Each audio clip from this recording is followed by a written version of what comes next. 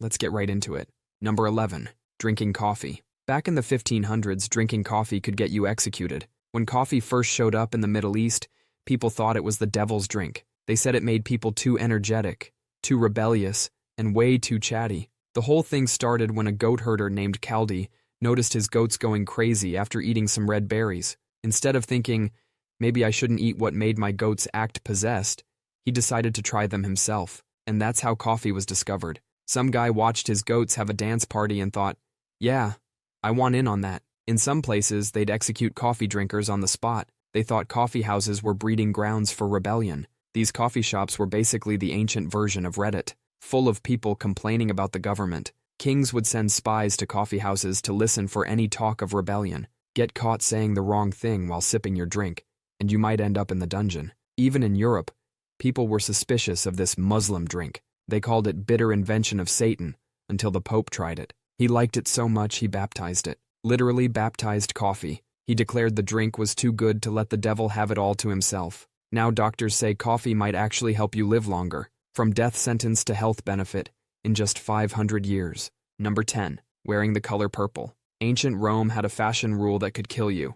Wear purple and face execution. Purple wasn't just another color back then. It was the ancient world's version of a supreme hoodie, except way more exclusive. The dye came from tiny sea snails called murex. It took about 12,000 snails to make just 1 gram of pure purple dye. Workers had to crack open each snail and squeeze out a single drop of purple goo. Then they'd let this goo sit and rot in the sun for days. The smell was so bad that dye-making facilities had to be built far outside cities. The end result was a stunning purple that never faded. A single purple outfit cost what an average worker made in a year. The emperors made it illegal for anyone except royalty to wear purple. They had special police just to catch people wearing unauthorized purple. They'd stop people in the street to check if they were wearing any purple. Even having a tiny purple stripe could get you fed to lions. So next time you're wearing purple while eating at McDonald's, remember, you're flexing harder than any ancient emperor ever could, and no one's going to execute you for it. Number 9.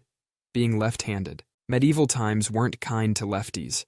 Using your left hand marked you as the devil's buddy. People thought the devil was left-handed, so anyone using their left hand must be working with him. The word sinister actually comes from the Latin word for left. They thought being left-handed was so evil, they made it into a word meaning everything bad. Teachers would tie your left hand behind your back to force you to use your right hand. They'd beat you with rulers if they caught you using your devil hand. Some parents would even burn their kid's left hand to save their soul. During witch hunts, being left-handed was enough to get you accused of witchcraft, and those witch trials usually ended with fire. Lots of fire. Even in some African tribes, using your left hand to cook could get you killed. They thought the evil in your left hand would poison the food. This wasn't ancient history either. Your grandparents might remember getting their hands slapped for being left-handed in school. Number 8. Eating potatoes. Europeans initially treated potatoes like poison, which wasn't completely wrong. They wouldn't even feed them to their pigs. The leaves and stems of potato plants contain enough poison to kill you. Even the potato itself can turn toxic if stored wrong. Store potatoes in a warm, dark basement, and they release toxic gas. Enough potatoes in a small space can literally kill you in your sleep. Frederick the Great of Prussia had to trick his people into eating them. He planted huge fields of potatoes and hired armed guards to protect them during the day, but at night, he told the guards to go home and pretend to sleep. Local peasants saw these valuable plants being guarded and started stealing them. The man basically invented reverse psychology over potatoes. Marie Antoinette wore potato flowers in her hair to make them fashionable, because nothing says this is safe to eat like wearing it as jewelry. Then the Irish figured out potatoes were actually pretty good, maybe a little too good, but that's another story. Number 7. Kissing in public. In 1562, Naples had kiss police.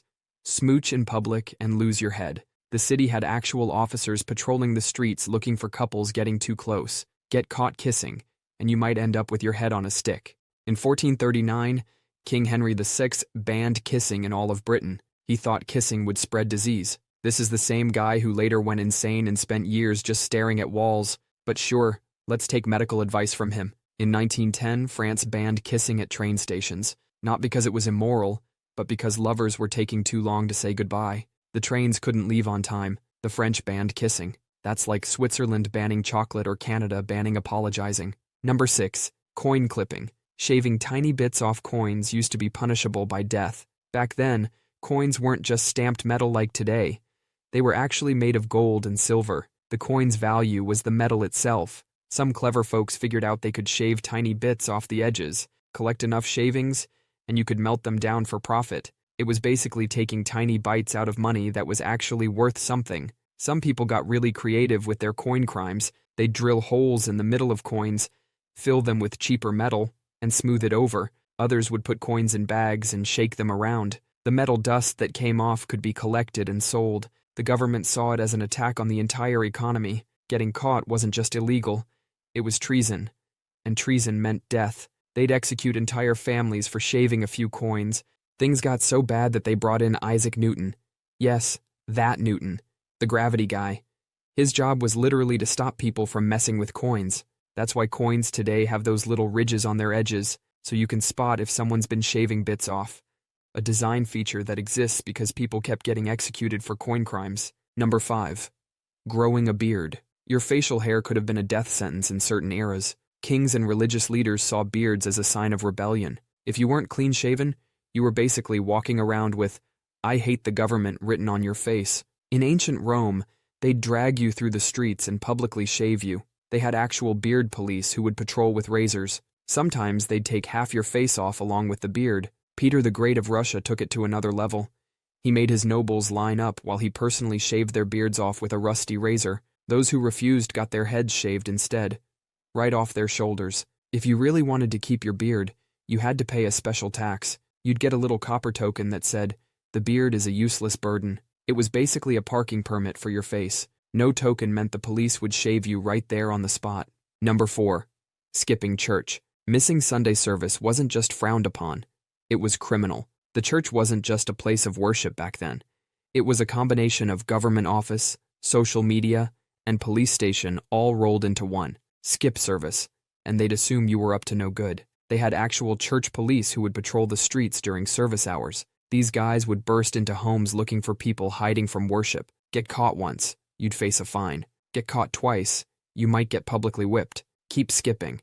And they'd assume you were practicing witchcraft. Because obviously, the only reason you'd miss Sunday service is to attend a demon party in the woods. And witch trials ended with someone getting very toasted. In colonial America, they'd lock you in the stocks in the middle of town. Your head and hands would be trapped between 2 pieces of wood while people threw rotten food at you. Some towns even had special cages outside the church. You'd sit there like a bad parrot while everyone walked past. These laws weren't from ancient history either. Some places still had mandatory church attendance laws until the 1960s. Number 3. Falling asleep during church. Dozing off during service could earn you more than just embarrassment. There's actually a guy in the Bible who fell asleep during one of Paul's super long sermons. He fell right out a 3rd-story window. In medieval times, they had special officers called tithing men who patrolled the church with long sticks.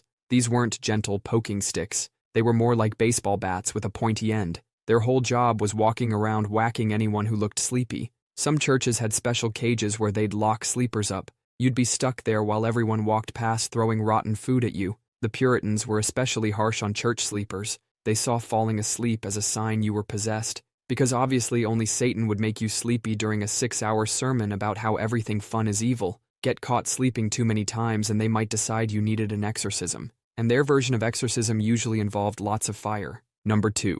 Marrying outside your social class. Love across social boundaries was once considered worse than murder. Your family would literally rather see you dead than married to someone beneath you. Take the 5th Earl of Berkeley, who fell in love with Mary Cole, a butcher's daughter. That's basically like Jeff Bezos marrying someone who works at his warehouse. They had to keep their relationship secret for over a decade.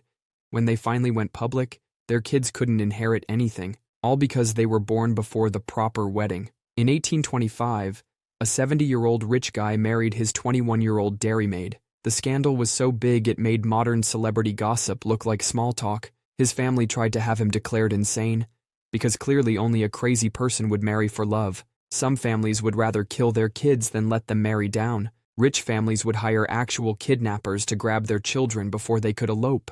They'd lock them up in country houses until they came to their senses. Your family would cut you off completely. They'd stage fake funerals and tell everyone their child died. You'd be walking around town very much alive while your family was mourning your death, because having a dead child was better than having one who married beneath them. These days, the worst thing that happens is awkward Thanksgiving dinners.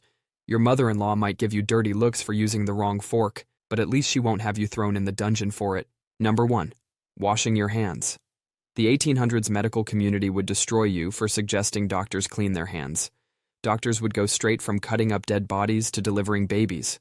They'd have bits of corpse still under their fingernails while helping women give birth, and they thought this was totally fine. Then Ignaz Semmelweis noticed something weird. The death rate in his hospital was way higher when doctors did autopsies before delivering babies. So he made doctors wash their hands with chlorine. The death rate dropped from 18% to 2%, but other doctors were offended. They said, "We're gentlemen. Gentlemen don't have dirty hands." They took pride in their bloody coats as a sign of experience. Nothing says professional like 3-day-old corpse under your fingernails. The medical community turned against Semmelweis. They got him fired from his job. Then they had him committed to an asylum. The guards beat him to death. All because he suggested doctors should wash their hands. That's all for today. I'll be making similar videos in the future. Subscribe to see them.